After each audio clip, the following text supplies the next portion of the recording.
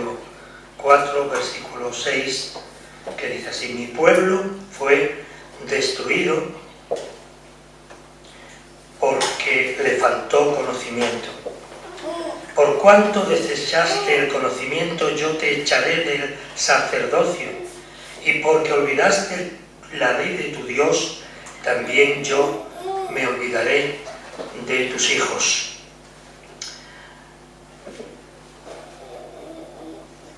Aquí habla de un tipo de conocimiento que no es un conocimiento intelectual, evidentemente, que también es algo más, como veremos a través de este devocional.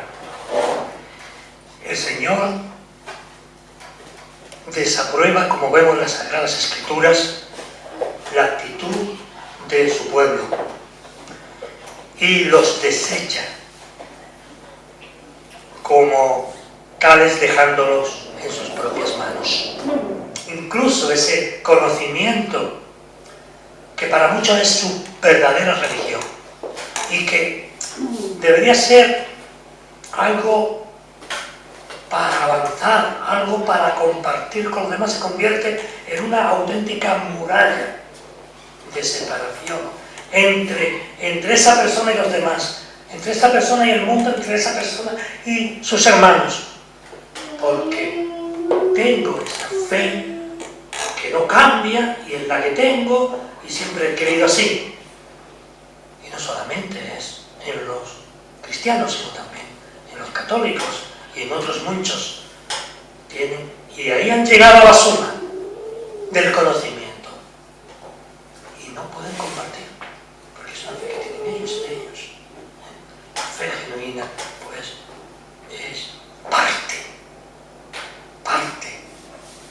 es parte de la gracia misma. El ser humano aún conserva, aún así, conserva capacidad para sentir que algo hay, que en fin, que posiblemente hay una fuerza superior que lo guía todo, etc. Pero eso es la semilla de lo que los latinos llamaban el germen religioso, es decir, el germen religioso, la semilla que aún conserva el hombre, pero es un conocimiento emotivo, un conocimiento intelectual nada más, un conocimiento lógico. Pero la fe de Dios no es una fe lógica. No podemos comprender, no podemos entender en toda su dimensión la fe y la gracia de Dios como obra en nuestras vidas de una manera tan personal. En el texto vemos como Dios rechaza a su pueblo por esa actitud, por esas vivencias, porque en realidad no está viviendo la fe. No está diciendo que él niegue que su pueblo le conozca, ¿no? Como decíamos al principio. El pueblo conocía a su Dios, conocía sus leyes, conocía todo el ceremonial, etc. Lo debemos entender en el marco de un contexto espiritual e histórico en el que el pueblo de Dios se movía. Y el profeta pues, hace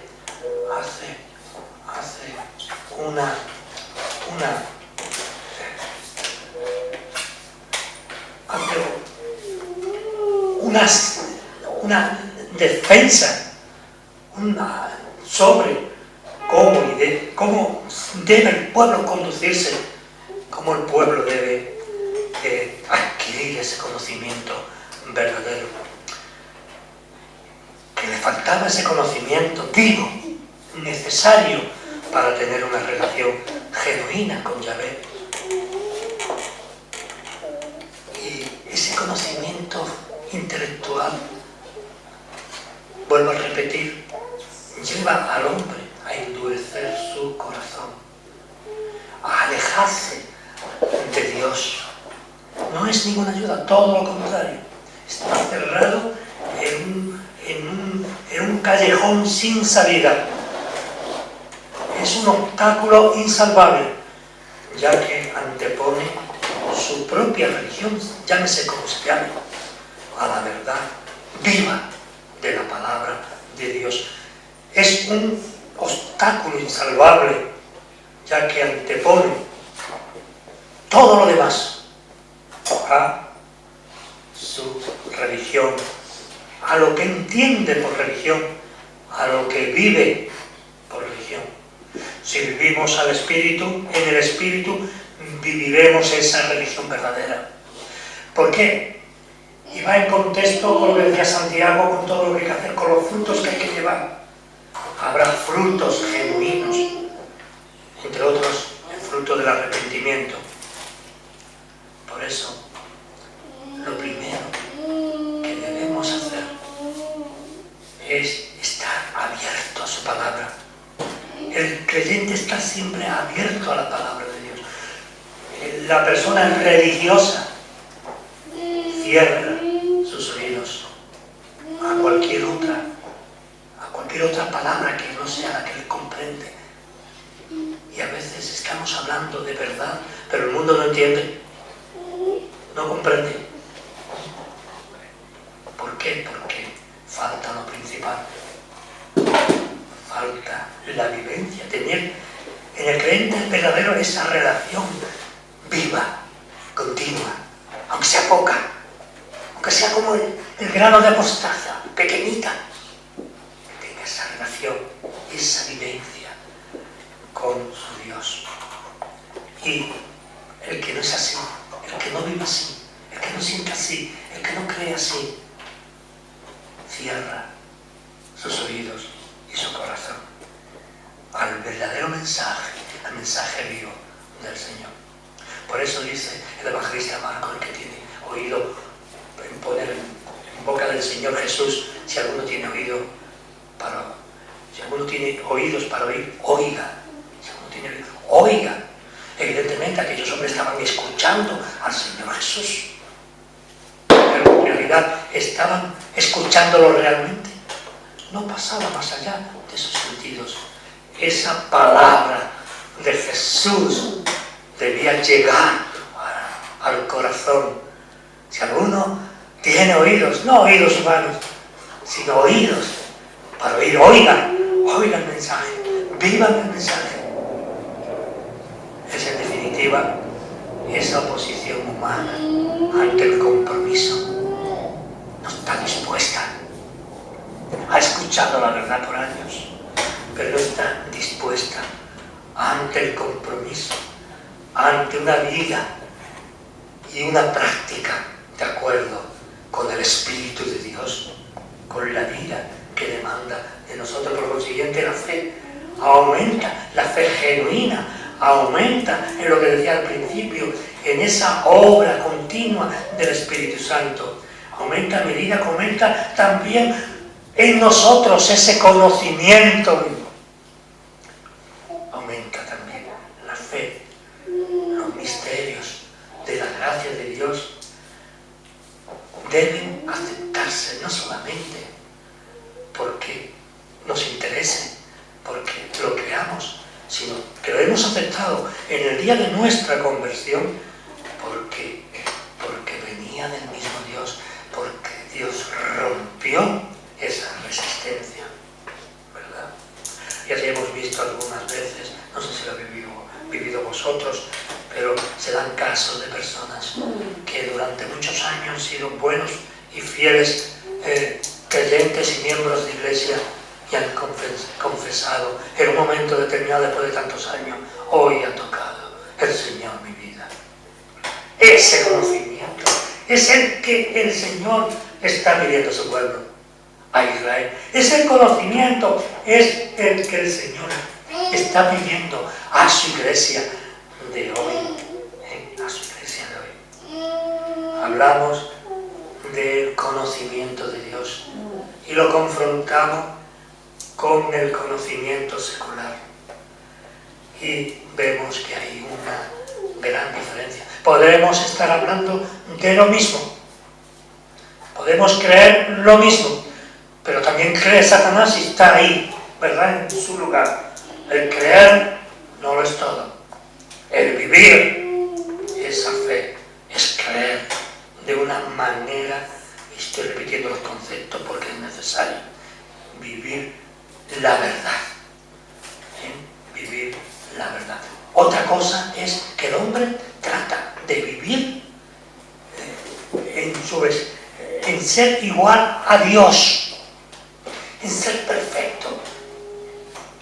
Yo he vivido situaciones de personas que han dicho que eran perfectas.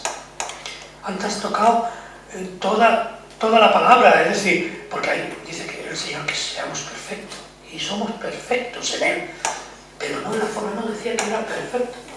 Era un hombre bastante buena persona, buen creyente, creo yo, pero estaba fallando. Ser igual a Dios.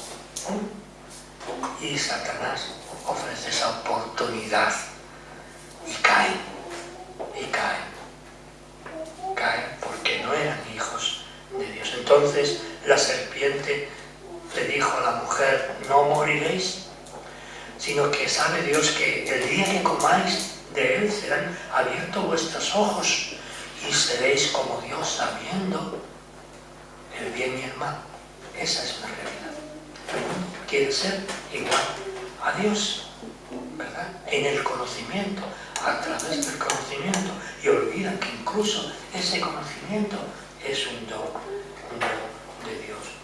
Por eso la Escritura habla en otro lugar y no debemos nosotros olvidar esto, que el mucho conocimiento trae consigo también mucho dolor, muchos problemas. Nosotros no estamos en contra del conocimiento, ni mucho menos.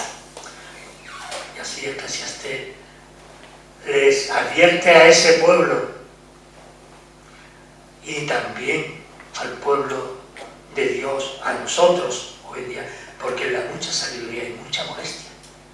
Y quien añade ciencia, añade dolor. Es decir, el tratar de involucrar el conocimiento humano con el conocimiento bíblico, tratando de que ambos conocimientos, el secular y el divino, se pueda conciliar.